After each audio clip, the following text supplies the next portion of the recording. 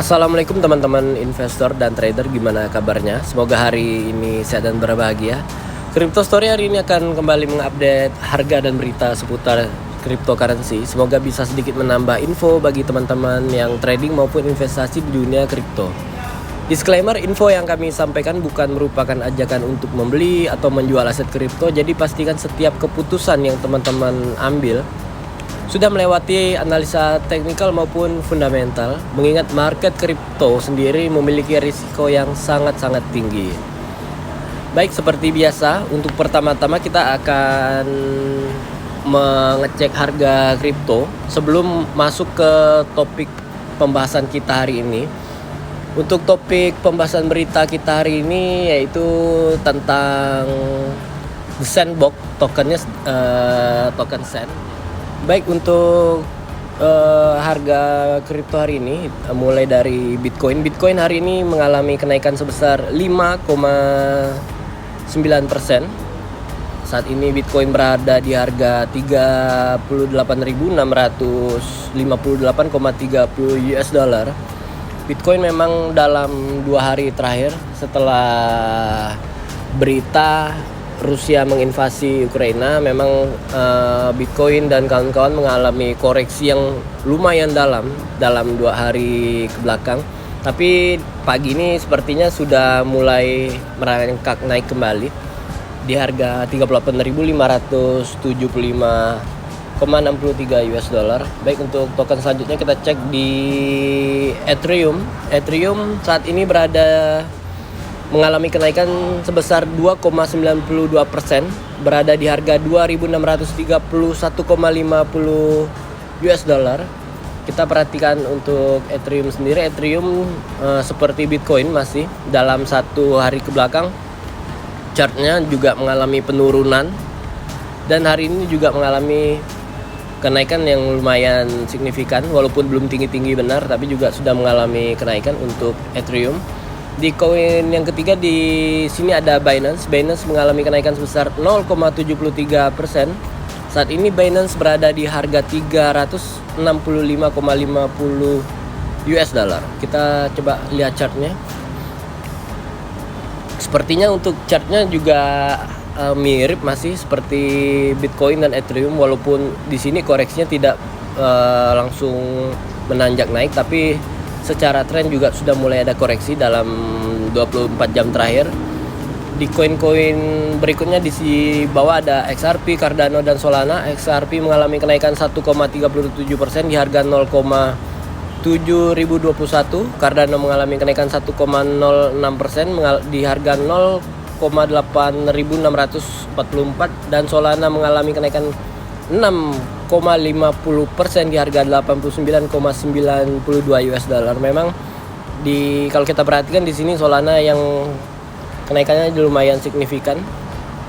Di bawahnya masih ada Terra, Dogecoin, Polkadot, Shiba Inu, Polygon, Cosmos, dan lain-lainnya. Baik, langsung saja kita hari ini ke berita yang sedang banyak diperbicarakan dan dibahas. Apa itu beritanya?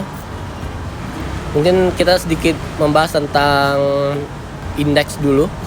2 indeks saham utama Rusia, RTS dan MOX, keduanya jatuh sebesar 30% hari ini. Hari ini maksudnya kemarin ya teman-teman, pada hari Kamis.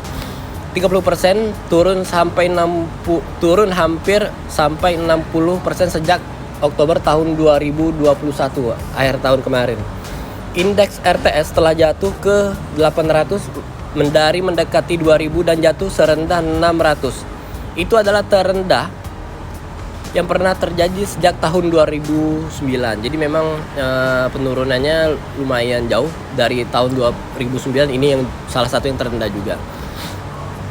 Saham Eropa turun 3,9% dengan DAX. Jerman dan CIC Prancis keduanya turun sekitar 4%.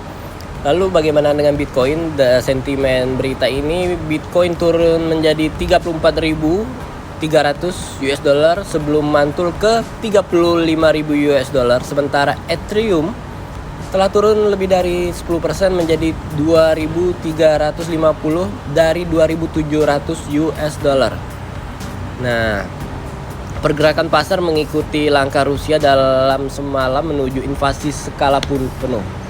Oke teman-teman ya, kita cek berita selanjutnya yang tadi saya sampaikan. Di sini ada berita tentang Sandbox, investasi 50 juta dalam program akselerator Metaverse. The Sandbox Metaverse terbuka diatur untuk membangun kembali yang cukup besar karena program akselerator.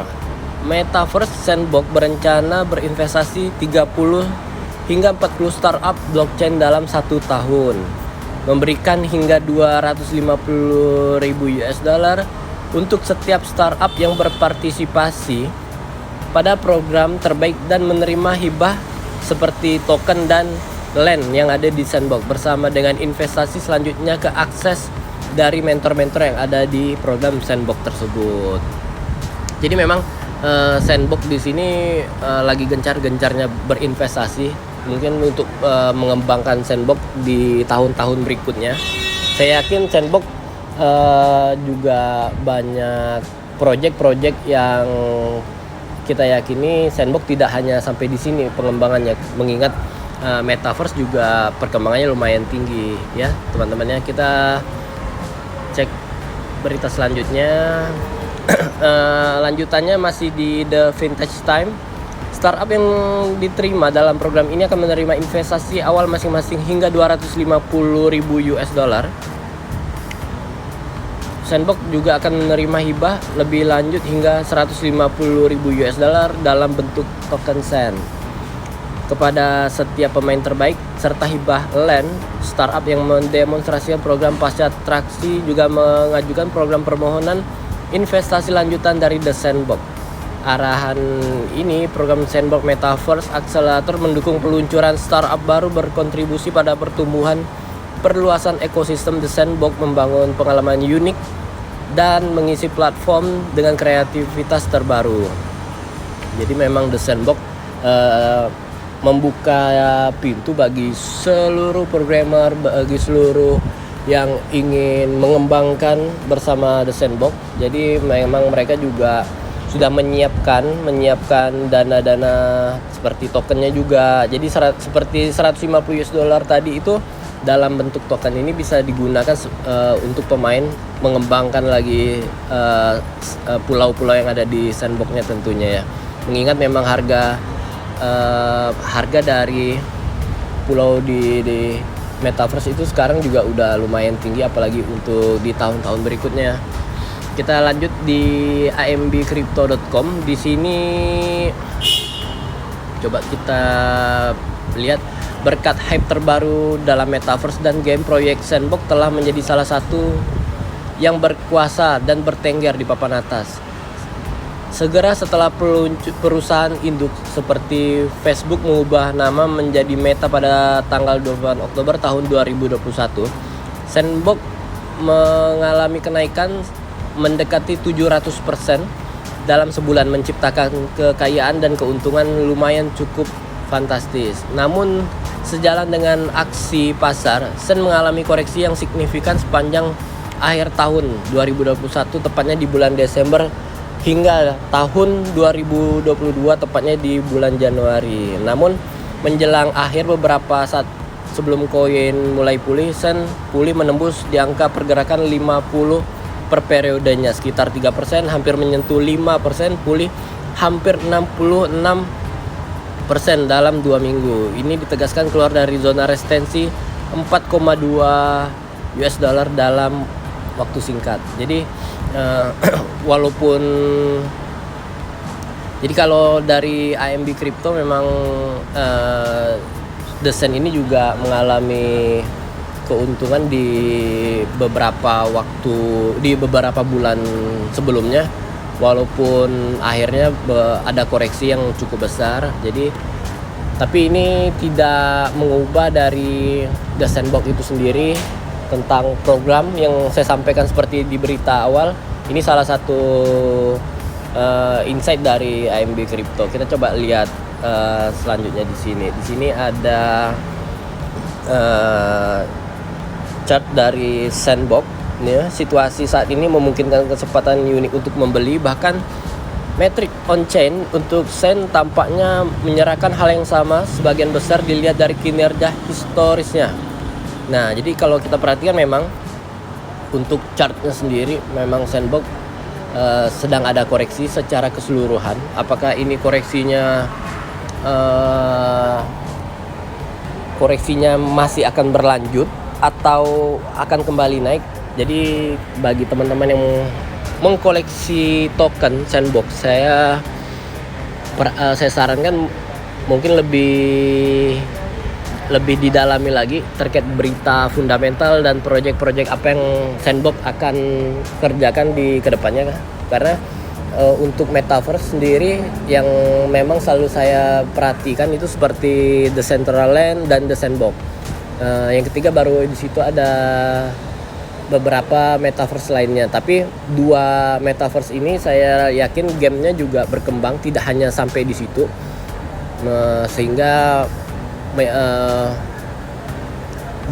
menimbulkan keyakinan apakah token ini memiliki masa depan yang baik ya. Teman-teman, mungkin ini yang dapat saya sampaikan. Hanya ini yang dapat saya sampaikan untuk hari ini. Mohon maaf hari ini uploadannya agak sedikit terlambat karena memang ada tambahan berita yang harus saya dapatkan, seperti berita terkait dengan invasi Rusia ke Ukraina. Kita berharap dunia menjadi aman kembali, menjadi kondusif kembali, market kripto dan lain-lainnya juga kembali pulih. Tentunya kita harap yang terbaik untuk semuanya ya. Teman-teman, mungkin hanya itu yang dapat Crypto Story sampaikan untuk hari ini. Tentunya masih banyak kekurangan, lebih kurangnya kami mohon maaf. Apabila ada saran, masukan dan kritik dan pertanyaan boleh disampaikan di kolom komentar. Sekali lagi kami ucapkan terima kasih atas waktunya. Assalamualaikum warahmatullahi wabarakatuh.